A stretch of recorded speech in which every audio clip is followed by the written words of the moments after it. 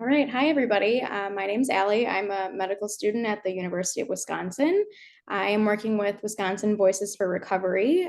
Today, I'm going to be speaking with AJ about his time going through addiction and recovery and kind of what he's up to now. So, AJ, thanks for joining me with this interview. And I think we can just start out by you telling us about yourself and giving a little overview of your journey through addiction and recovery over the years. Absolutely. Yeah, thanks for having me. So my name is AJ and I'm originally from Eastern Kentucky.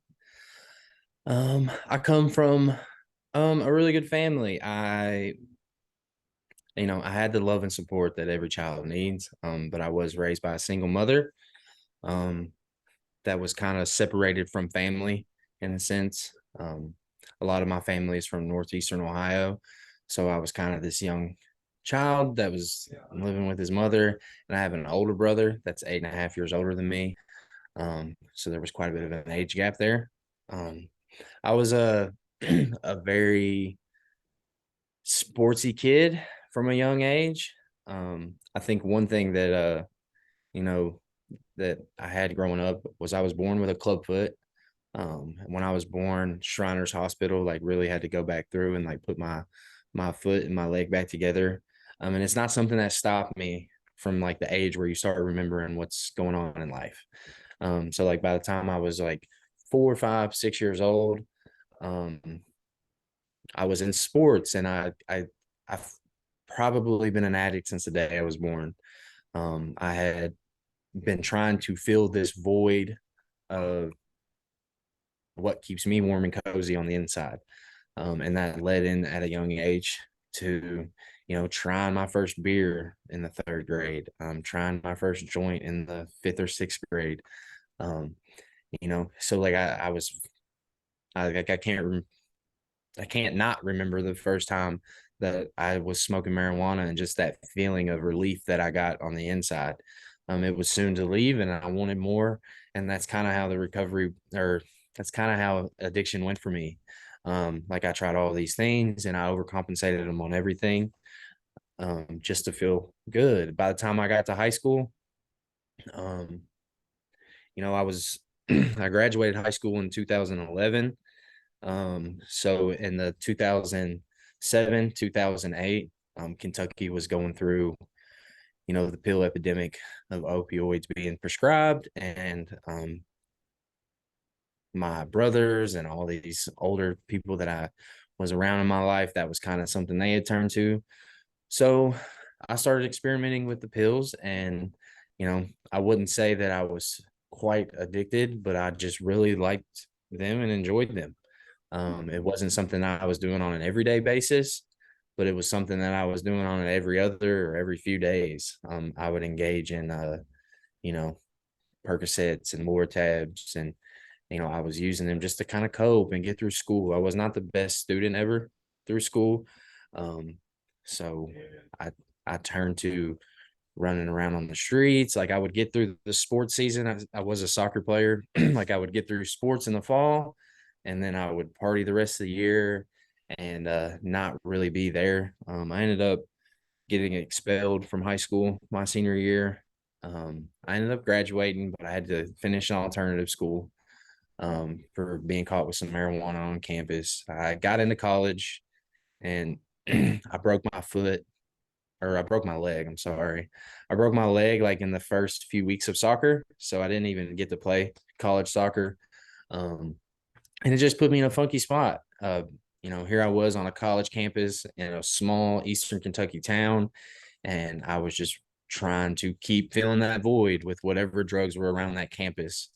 Um, and that's what I did. And I ended up being held accountable for those actions. And I kind of had a choice to whether I would get my act together or just, not come back to college. And I chose not going back to college, and I chose going back to where I was from in Richmond, Kentucky. And that's kind of where the ball started spinning a little bit more.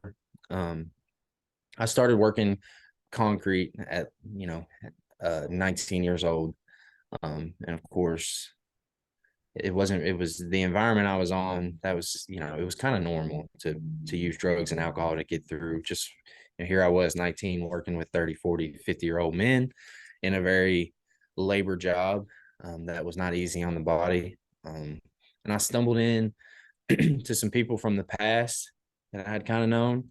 And that's where it introduced me to heroin. Um, I can't not remember that first time I tried heroin either, because it was kind of like just this relief just went away for a short amount of time. But it was something that I threw myself into all the way, in 2012.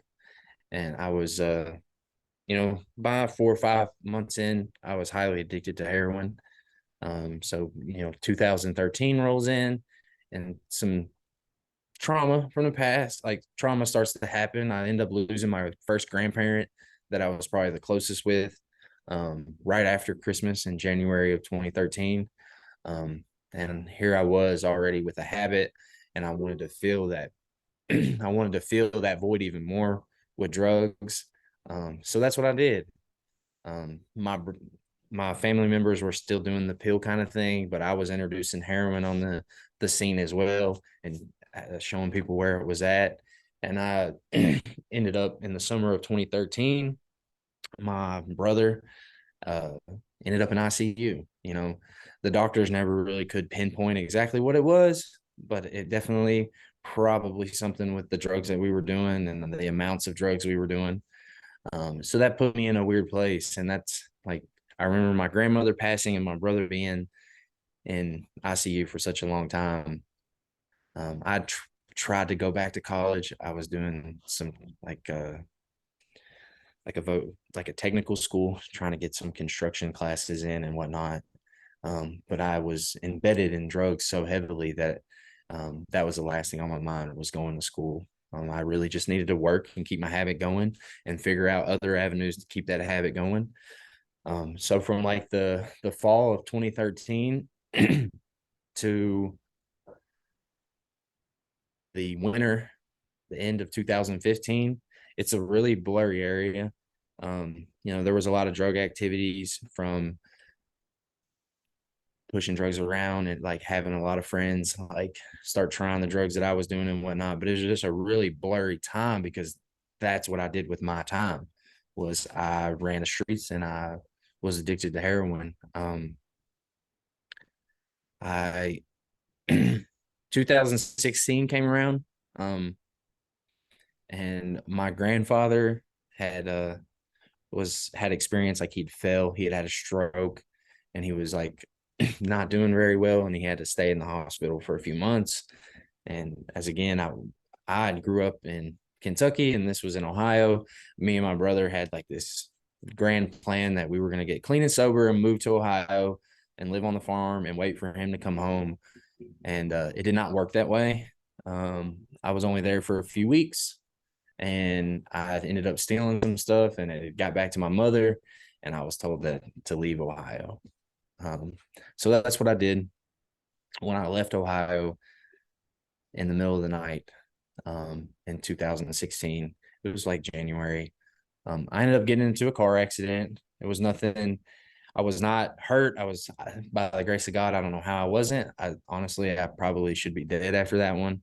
Um, whether me being under the influence or the person in an 18-wheeler not paying attention, I really don't know, because it was like 4:30, 5 o'clock in the morning. I I either hit the 18-wheeler or he hit me, and I got thrown out the passenger side window. And I probably laid there for at least 30 minutes to an hour. And when I came to, like, I was fine. I had some scrapes from where I'd busted out a window. Um, there was no truck, there was no ambulance, there was no nothing. So I walked down to one of the stores, and I gave my mom a call, because I didn't have my phone or anything, and she came and got me. It was about 30 miles up the road.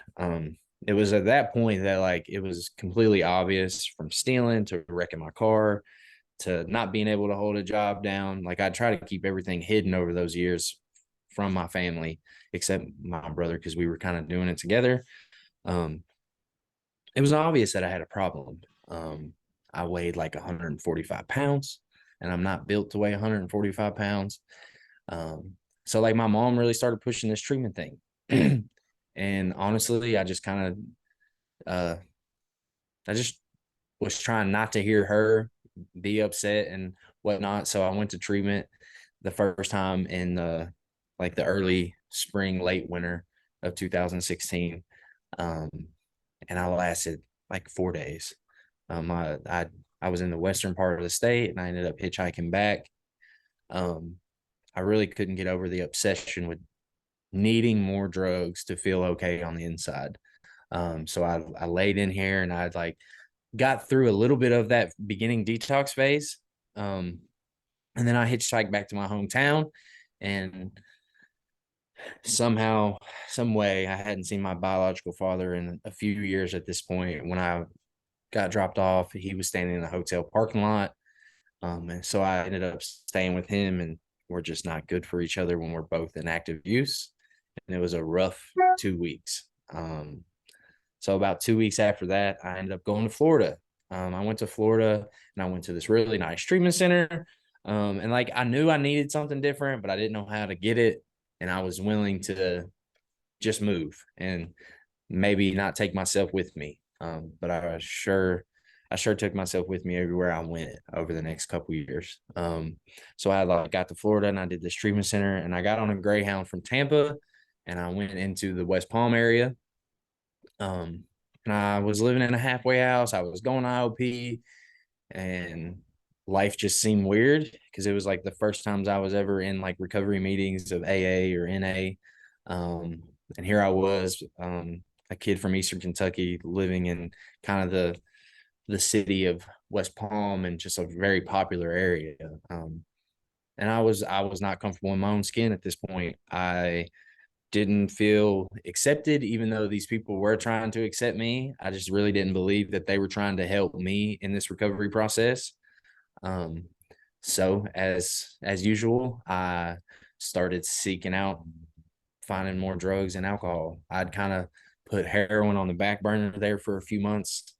And I eventually ended up with cocaine and crack and other drugs. Methamphetamines were very popular down there, and I just kind of would live in a halfway house, get kicked out, live on the street, go to a treatment center and get stable, come back out. I was doing this repeated process for a few months. Um, After I'd left the stabilization, I moved into this recovery home that was co-ed. And I was going to an IOP for about a week and a half, week or two.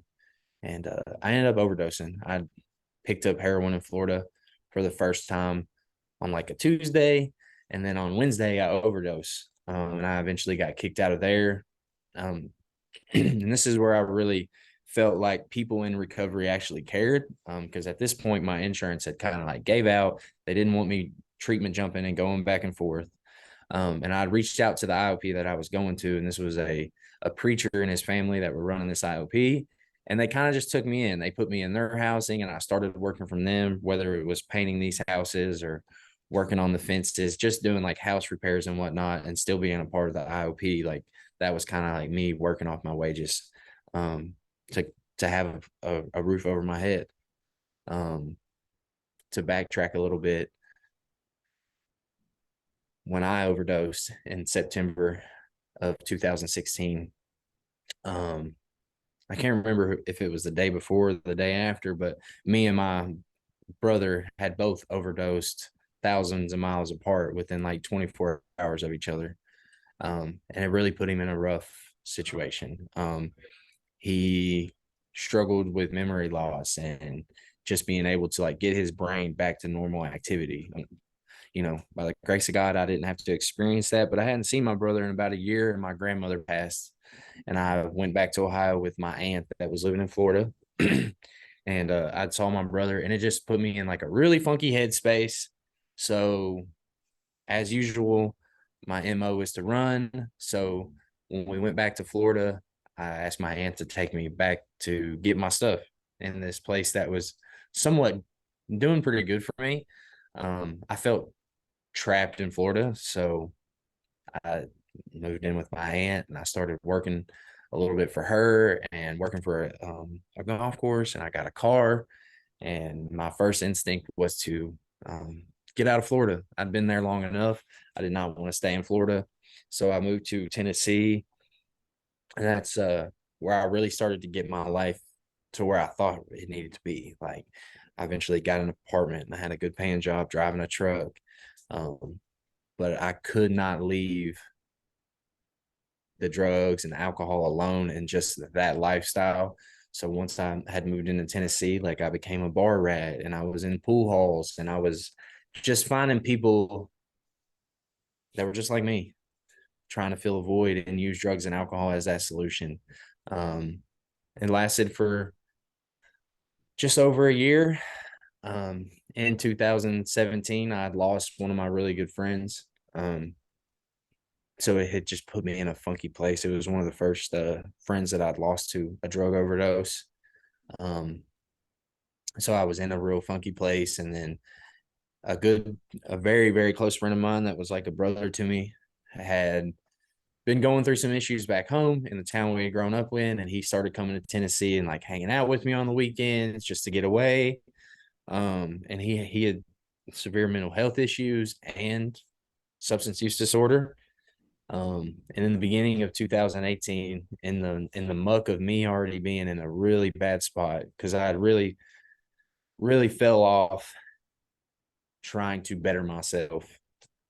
And I was just stuck in this: go to work, go to the bar, get high all night, and maybe not go to work the next day. From like October through those winter months into 2018, he had committed suicide. Um, and it just it's still a hard one to swallow, even to this day, because that's not something you would ever want like one of your closest friends to experience. And it just put me in a tough spot, and that happened in the end of January. um and being in the position that I was already in, it rolled right into just more and more and more and more to numb the pain that I was experiencing from that. um So by Easter of 2018, just by doing more and more and more, like, here I was in a state that I'm not from, with no real friends other than just drug activities and drinking and hanging out.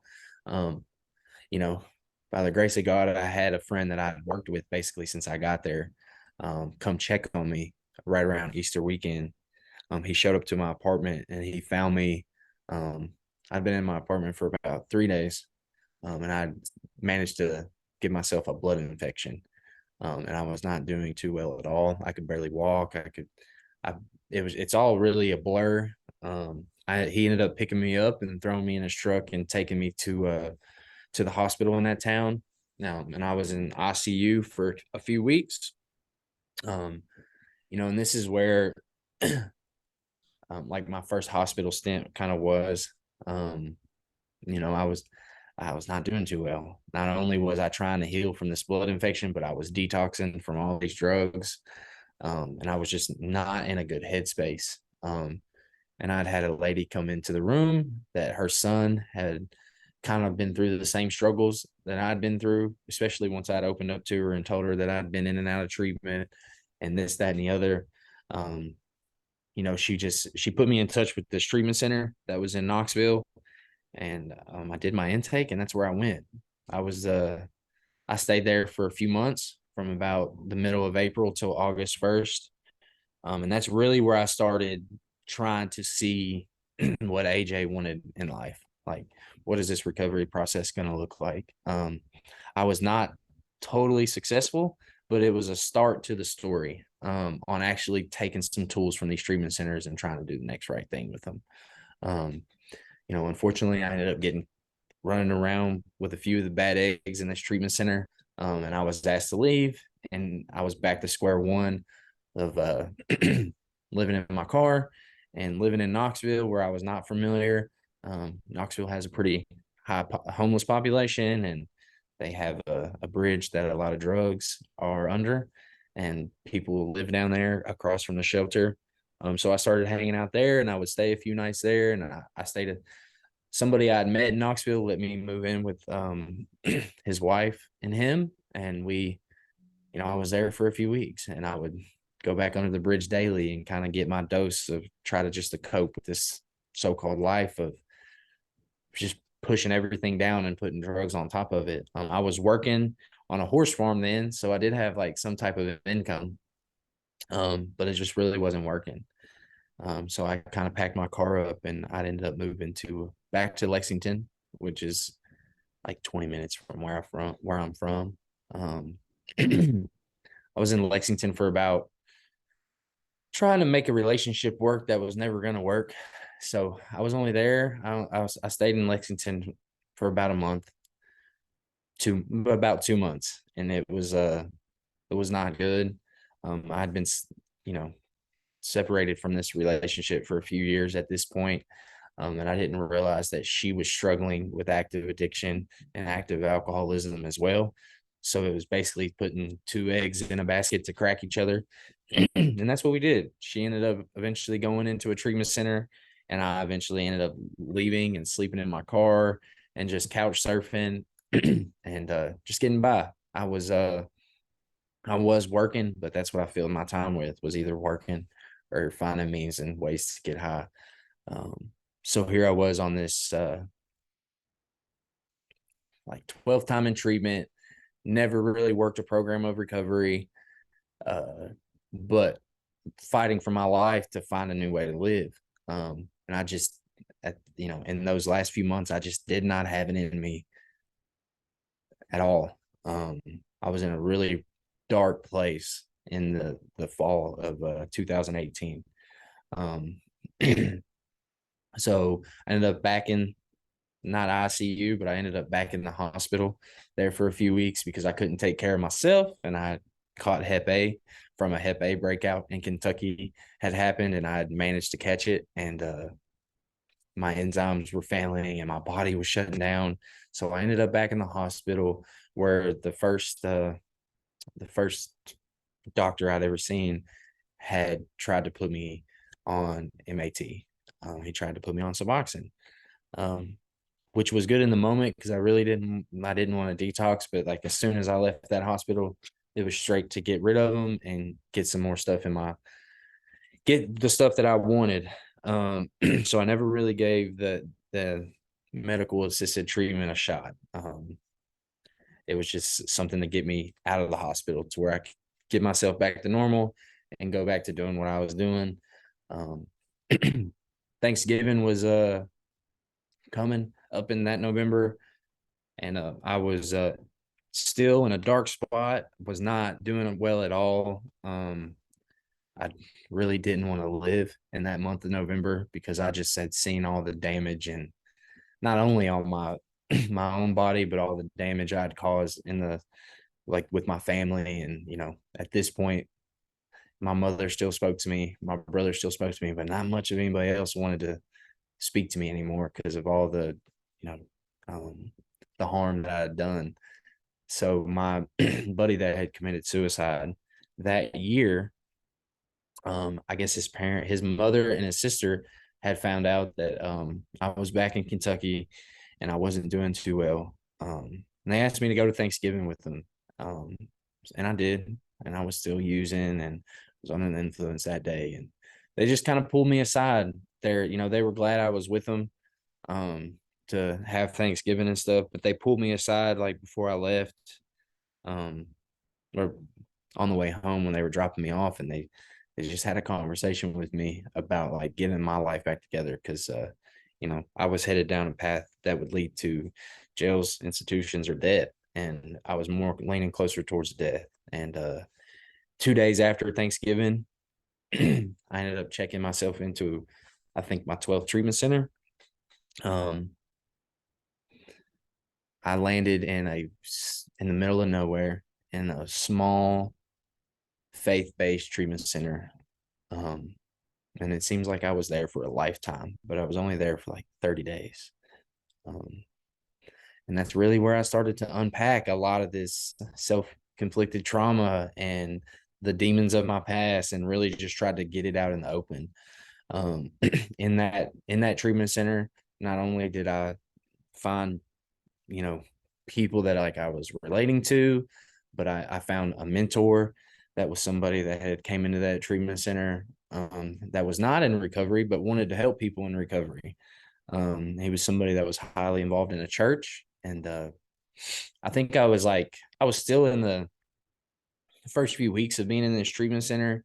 I knew I couldn't stay there forever. So I knew that I had to like find a route to go when I left there that would make me successful in my recovery journey. Um, and there was these gentlemen, there was like 5 or 6 people that came in to do a presentation with us. And they were talking about Oxford House. Um, and, my first instinct was to go to an Oxford House in another state, get out of Kentucky, and try to take myself to another state and not take my old self with me. So I remember telling my mother that I was going to move to the beach and live in an Oxford House, and she hung up on me. So I took the notion to call the Oxford House like 20 minutes away, which was in Moorhead, Kentucky, which is a very small rural area with a college. And I called down there, and they had just opened a new house and they had a bed for me. So on December 22nd, so my sobriety date is November 25th of 2018. And then my Oxford House date is December 22nd of 2018. I got out of treatment. I moved in there.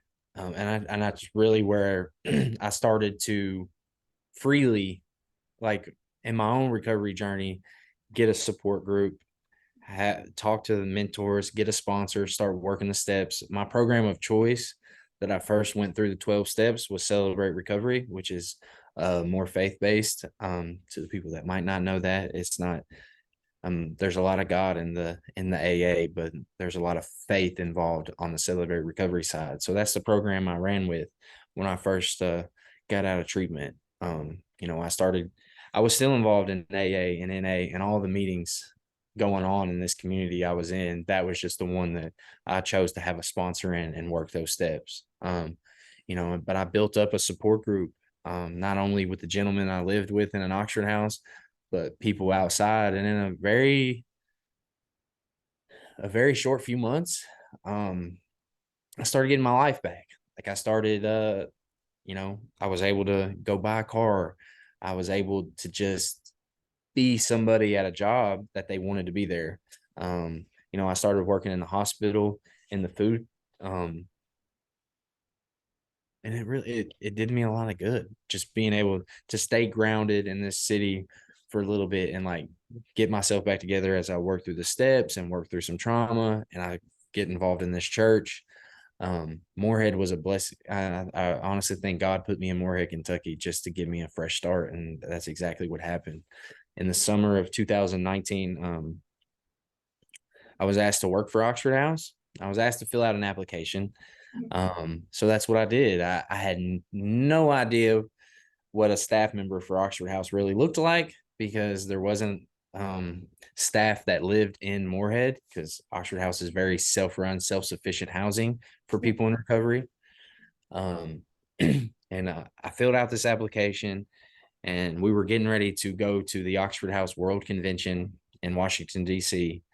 And I wanted to go as a resident. So my boss today that I still work underneath, I was like, I'll take the job, but I want to go to this World Convention and learn more about Oxford House as a resident, so I have the time to kind of pay attention and take notes and bring this stuff in. So ironically, today is my 3 years working with Oxford House Incorporated. I went to the World Convention, and then September 1st was a Sunday, and that was the end of the World Convention, and that was my first day as an employee. Since then, I've been able to work in a few different states: Ohio, Indiana, back in Kentucky, West Virginia. And today in present time, I'm the state coordinator for Oxford House Incorporated in Illinois. And also I'm helping out in Milwaukee, Wisconsin, kind of navigating a newer staff member there to open up more Oxford houses and give people the opportunity that was given to me when I came out of treatment. Yeah, So. Thank you for sharing all that. That's truly an amazing story of perseverance and success. Um, it sounds like it was a pretty long road with a lot of ups and downs. And you spent a lot of time, or rather, there were a lot of attempts at recovery, but it wasn't until late 2018 that something finally stuck. What would you say was different about that time versus all the other times in the past when you had gone through treatment centers? What really helped you commit to recovery that last time? I would say, um, it's not every day that somebody gets to hit multiple rock bottoms and be able to climb out of that. Um, it it's not that was part of my story, is like I would find a rock bottom and I would dig deeper into it. Mhm. So I think what brought me to like a realization is, if I wanted to live, I was gonna have to find a new way to live. Mhm. Um, and that was where I was at in that fall and going towards into the winter of 2018, is I really wanted something different. And if I did, I was gonna have to like swallow that and do it myself. Mhm. Not that there wasn't these people out there that wanted to help me along the way, but it really, you cannot do this recovery journey for anybody else other than yourself. Yeah. And the old saying is, if you stick anything in front of your recovery, that's the first thing to go, is your recovery. You know, I don't have kids and or none of that, but I've witnessed a lot of people want to put getting their kids back or getting their job back or just getting stuff in front of the recovery. And I think the one thing that I stuck to was keeping the recovery in front of me. Yeah. Whether that meant swallowing a few humble seeds along the way, I still know that I wasn't going to be able to manage anything if I didn't keep that recovery piece in front of me. So, Okay. So kind of, wanting to do it for yourself and also making it your top priority, exactly. which were maybe some mistakes you made along the way in the past, but once you came to that realization, you were really able to be successful and stay successful. Yeah. Is really important to hear and to share with others going through similar experiences. So I want to ask too, on the flip side of that, with all of your previous attempts at recovery in the past, what do you think some barriers were that kept you from being successful? I know you already talked about wanting to do it for yourself, but it sounds like there's a lot of pieces to your story where you kept going back to using after being in treatment centers. So, what do you think held you back in those times?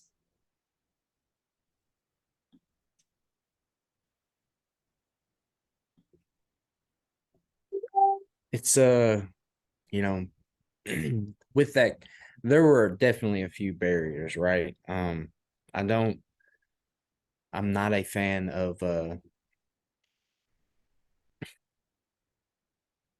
I you can do treatment over and over and over, to the point where if you're like me, you can almost teach the treatment classes because you'd been in so many. Um, but the barrier that I always saw with these treatment center is there was never a plan for when you leave. You can come into these safe places and you can, get yourself detox and get yourself back to somewhat of not so cloudy mind frame. Um, but where do you go afterwards? You know, a lot of the times I was by myself. I was Mhm. living by myself. And would manage to keep an apartment going for a little bit, and then I would lose it, and then back to square one of trying to get an apartment. I think there has to be the barrier that I've noticed missing is there's not enough housing that's supportive. And when I mean supportive, that's initially why I work for Oxford House, is because of what Oxford House did for me with the supportive environment and people trying to do the same thing you're doing, but you're here to like help each other through that. But when when you're in that loop of treatment center, treatment center, treatment center, they wonder why we're 12 times into a treatment center when they're not given like when there's not a game plan set up for how you move on. Right. Um, so Yeah, so it sounds like they give you everything you need in the moment, but there's no sense of being held accountable once you're discharged or once you graduate from the program. And then it sounds like one of the main things that helped you become successful was hearing about Oxford House while you were in treatment. And that sounds like that was exactly the program that you needed to stay accountable and kind of have a game plan moving forward. And not only did it help you be successful, but it's become so important to you that now you work for Oxford House. So why don't you just tell a little bit more about that organization and what they do for folks in recovery and what your role is for them now? Okay, yeah, absolutely. So, um, Oxford House is a self-run, self-supported recovery home. We have over 25,000 beds across the country and in other country as well. There's about 3,300 houses altogether. And we are just like each Oxford House is for recovering alcoholics, recovering addicts, those with co-occurring mental illnesses that are trying to be in recovery. All these houses are the same gender, like male live together and female live together. We do have women and children homes and men and children's homes, but it is just the housing component for people in recovery. And you have the movement to move freely and get a job and have a car.